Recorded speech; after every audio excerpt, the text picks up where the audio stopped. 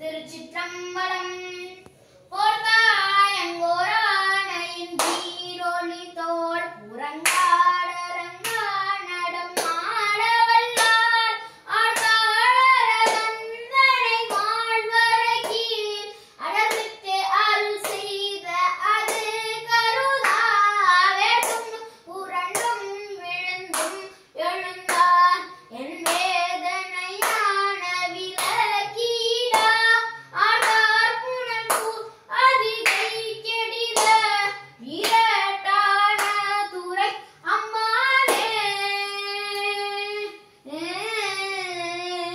Thiruchitrambalam. Hi guys, welcome to Thirupparam channel. இன்னைக்கு எங்க வீட்ல பூஜை. எங்க பூஜையோட மெயின் சாமி இவரோட தோற்றமே கொஞ்சம் டிஃபரெண்டா இருக்கும்ல. இதோட இங்க இருக்க கேரக்டர்ஸ் பேர்லாம் சொல்லட்டுமா? இவர் தான் சிவபெருமான, இவர் யானை. இந்த கான்செப்ட் என்னன்னா, இந்த கதை எங்க இருந்து தெரியுமா ஆரம்பிக்குது? சோழ நாட்டுல இருந்து ஆரம்பிக்குது. சோழ நாட்டு மன்னர்கள் இருக்காங்களே, அவங்களுக்கு பாண்டிய நாடே பிடிக்காது. ஏன்னா பாண்டிய நாட்டுல தான் செல்வமும் செழிப்பும் உயர்ந்திருக்கும். அதனால பாண்டிய நாட்டு மக்களையும் பாண்டிய நாடே பிடிக்காது. அதனால ஏதாச்சும் செய்வினை ஏதாச்சும் பண்ணி பாண்டிய நாட்டை அழிச்சிடணும்னு குறிக்கோளம் இருந்தாங்க. அப்பதான் நம்ம சமணர்களோட வருகையெல்லாம் நிறைய இருந்துச்சு. அதனால சமணர்கள்லாம் கூப்பிட்டு பாண்டி நாட்டை ஏதாச்சும் அழிக்க முடியுமா அப்படின்னு கேட்டாங்க. அவங்க வந்து சொன்னாங்க, மன்னா முடியுமே மன்னா, ஆனா எங்களுக்கு கொஞ்சம் காசு தேவை, அப்புறம் கொஞ்சம் பொருட்கள் தேவை செய்யறதுக்கு.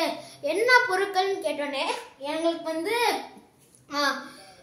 வேப்ப எண்ணெய், பாம்போட சதை, பாம்போட ரத்தம், பாம்போட விஷம், அந்த மாதிரி யானையோட தோல், இந்த மாதிரி நிறைய கொடுமையான விஷயங்கள்லாம் கேட்டு வாங்கிக்கிட்டாங்க.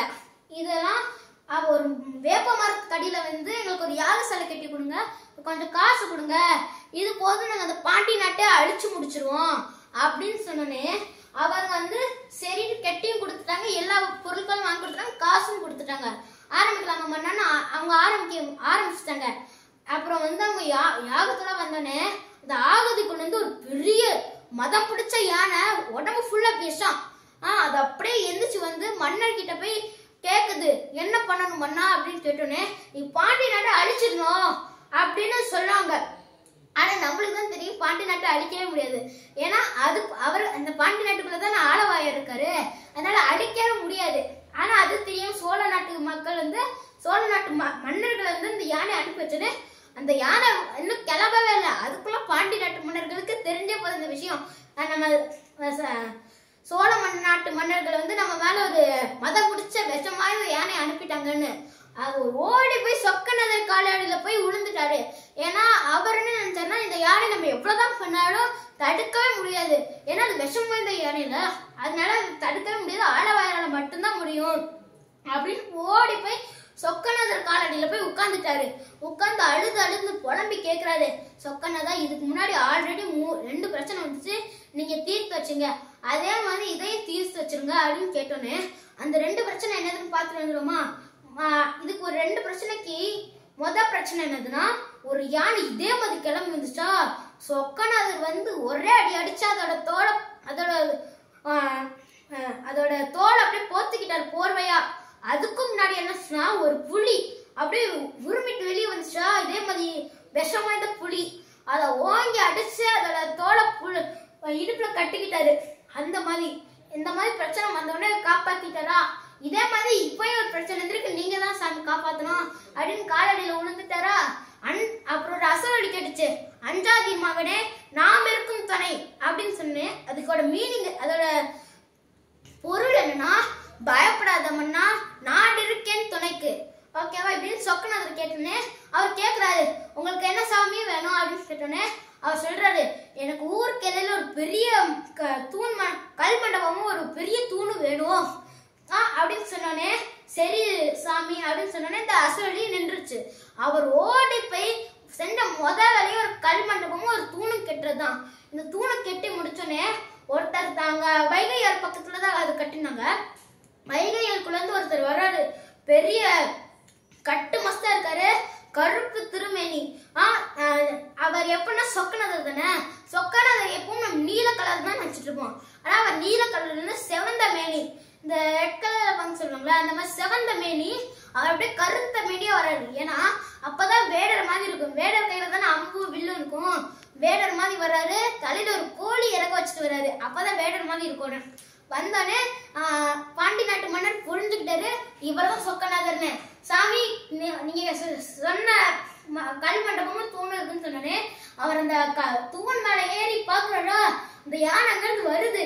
அவர் சொக்கநாதர் முடிவே பண்ணிட்டாரு, நம்ம இந்த யானைய நம்ம நாட்டுக்குள்ள விடவே கூடாது, ஒரு காலடி கூட வைக்க கூடாதுன்னு.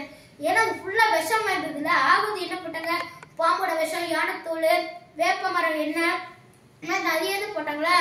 அதனால அந்த யானை மொத்தமும் விஷமா இருக்கு, ரத்தத்து மேல விஷமா இருக்கு. அது கால வைக்கிற இடமெல்லாம் பொசுங்கி போகுது. பூவே அடுத்து வளராம போயிடுச்சா. பாண்டி நாடு செழுமையா இருக்குங்களா, அதனால சொக்கநாதர் உள்ளவே வரக்கூடாது அப்படின்னு முடிவு பண்ணி அவர்கிட்ட இருக்க நரசிம்மர் அசுரை தடுத்து அவரோட மந்திரத்தை சொல்லி விட்டாரா. அது யானையோட மந்திரத்தை தொடச்சிட்டு பின்னாடி போய் விழுந்து அந்த அம்பு இந்த இடத்துல இருந்து ஒரு நரசிம்மர் கோயில் வந்துச்சுன்னா, அந்த நரசிம்மர் அம்புல அந்த அந்த யானையோட மத்தளத்துல அந்த அம்பு பட்டோட அந்த யானை அப்படியே படுத்துருச்சு. ஏன்னா அந்த நரசிம்மர் சிங்கம்னா ஒரே அடிதான் அந்த யானை அப்படியே கீழே விழுந்தோடே அந்த சொக்கநாதர் வந்து அந்த யானைய கல்லாகி போ, அந்த மலையாகி போ அப்படின்னு சொன்னோடனே அது அப்படியே மலையாயிடுச்சு அந்த கல்லு. இப்ப கூட நீங்க சென்னையில இருந்து மதுரை பைபாஸ் ரோட்ல வந்தீங்கன்னா அந்த யானை மலை இருக்கும், கண்டிப்பா நீங்க போய் பாருங்க, ரொம்ப அழகா இருக்கும். அப்படியே பண்ணோடனே அவர் அந்த எல்லா மக்களும் கை தட்டி ஆரவார பண்ணாங்க. ஏன்னா அது அவ்வளவு கொடுமையான யானைய சொக்கநாதர் வந்து ஒரே செகண்ட் முடிச்சு விட்டாரா. எல்லாரும் கை தட்டினோடனே சொக்கநாதர் வந்து அவரோட விஸ்வரூபத்தை காட்டி எல்லாருக்கும் அருள் கொடுத்துட்டு அவர் திருப்பியும் அவர் மறைஞ்சு போயிட்டாரு. இந்த மாதிரி ஏன் தெரியுமா அவர் கல்லாகி போன்னு நினைச்சாங்க, ஏன்னா அடுத்து சமணர்கள் இல்லைன்னா வேற சேரர்கள் இந்த மாதிரி யாராச்சும் இந்த மாதிரி சூழ்ச்சி பண்ணணும்னு வச்சாங்களா, அவங்களுக்கு அந்த யானை மலையை பார்த்தோன்னே ஆல்ரெடி சொக்கநாதர் இப்படி பண்ணிருக்காரு, நம்ம இனிமே பண்ணாலும் இப்படி பண்ணுவாரு அப்படின்னு ஒரு பயம் வரணும். வார்னிங் கார்டு வந்து இவங்க எல்லாருக்கும் கொடுக்குறாங்க சொக்கநாதர். இதான் அதே மாதிரி நமக்குள்ள இருக்கிற அகம் என்ற அந்த கொடுமையான மதம் பிடித்த யானைய அடக்கிற ஒரே ஆள் வந்து ஆளவாயர் தான். கண்டிப்பா கோயில் கும்பிடுங்க. திருச்சிற்றம்பலம்.